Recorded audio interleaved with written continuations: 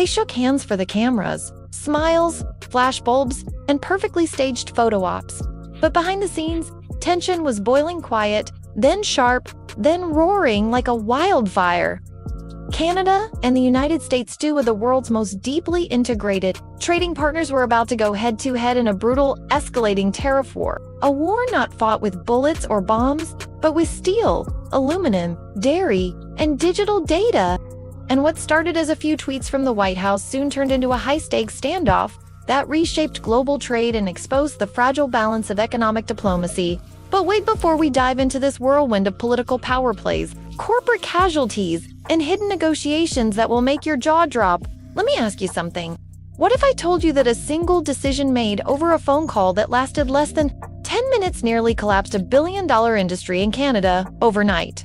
That farmers, truck drivers, and CEOs were all blindsided by something that wasn't even on the official agenda. Stick with me, because by the end of this video, you'll understand the full story that news headlines never told you. Before we unravel this untold drama, take a quick moment to like this video, subscribe for more powerful breakdowns, and drop a comment with your thoughts. Was Canada right to retaliate, or did both sides go too far? Your voice helps keep this conversation alive and free. Okay, let's go back to the beginning. It started quietly. In 2017, whispers about renegotiating NAFTA were dismissed as political theater. Just posturing, some said. But inside the Canadian Prime Minister's office, alarm bells were already ringing.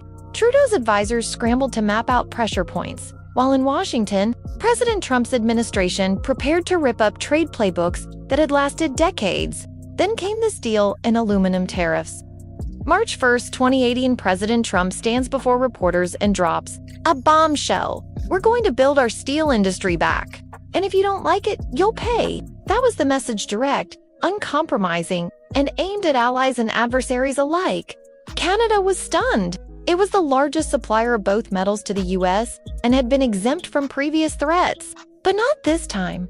Not anymore. Overnight, a 25% tariff on steel and a 10% tariff on aluminum imports took effect. To the average viewer, it looked like just numbers.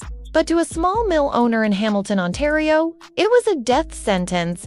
"We've got contracts based on pre-tariff pricing," he told reporters. "If this sticks, we're bankrupt by summer." Across the border, American construction firms warned of rising costs, but the administration didn't flinch. Trade deficits were the target. Balance sheets, not friendships. Canada, caught between diplomacy and domestic pressure, had to choose. Plain eyesore hit back? And hit back it did. Chrystia Freeland, Canada's then Foreign Affairs Minister, stepped into the arena with carefully chosen words in a steel spine. "Canada does not believe in unilateral action or bullying," she said, "but we will defend our workers, our economy, and our dignity." Within days, Canada imposed $4 counter tariff of $16.6 billion worth. Ketchup, bourbon, washing machines, and even orange juice were targeted. Each product strategically chosen to hurt industries in key U.S. swing states. Behind the scenes, Canadian diplomats tracked every congressional district, mapping tariff pain like a general plans a battlefield. And yet, no one knew how far this would go. A trucker hauling American-made appliances into Quebec noticed something strange. Border wait times were ballooning. Inspections became unusually detailed. One officer, anonymous for fear of retaliation, later admitted, "We were told not to make it easy. Everything gets checked. Everything." Meanwhile, Canadian businesses scrambled to find alternate suppliers. Aluminum buyers looked to Europe and Asia. But prices spiked, and logistics grew tangled. Warehouses filled up with unsellable stock. The ripple effects hit fast food, farming equipment, even the aerospace sector. Then came dairy. The U.S. wanted more access to Canada's tightly protected dairy market. Canada said no. Period. Supply management, a system of quotas and tariffs, was sacred. It protected Canadian farmers from the chaotic price swings their U.S. counterparts endured. But to American negotiators, it was a wall. Suddenly, things got personal.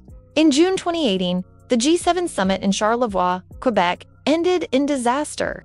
President Trump left early, skipping climate talks. And then while flying on Air Force One, blasted Prime Minister Trudeau as dishonest and weak. Trudeau had simply reiterated Canada's position that it would not be pushed around. The insult sent shockwaves Freeland, speaking in Washington days later, didn't name Trump directly, but her message was pointed. You may feel today that your size allows you to go it alone. But if history tells us one thing, it is that protectionism does not work. Privately, Canadian officials feared something bigger was coming, and it was. NAFTA talks were crumbling, deadlines slipped, threats increased. Trump floated the idea of separate deals with Mexico and Canada. The three-way pact was under siege. For Canadian negotiators, the mission was twofold: protect key industries and keep the agreement three. Mexico, meanwhile, was starting to break ranks. By August, the U.S. and Mexico announced a bilateral deal. Canada was out. For now, the pressure was unbearable. Business leaders warned of an exodus. Investments stalled. Car manufacturers held back expansion plans. U.S. lobbyists campaigned to lock Canada out permanently. Then, at the 11th hour, a deal was reached. On September 30th, 2018, the United States-Mexico-Canada Agreement to USMCA was born. Canada kept its dispute resolution mechanisms. The dairy market opened slightly. U.S. digital companies gained access. Steel and aluminum tariffs remained for now. But the storm wasn't over. In the following months, tensions simmered. Insults faded from Twitter, but trust didn't return.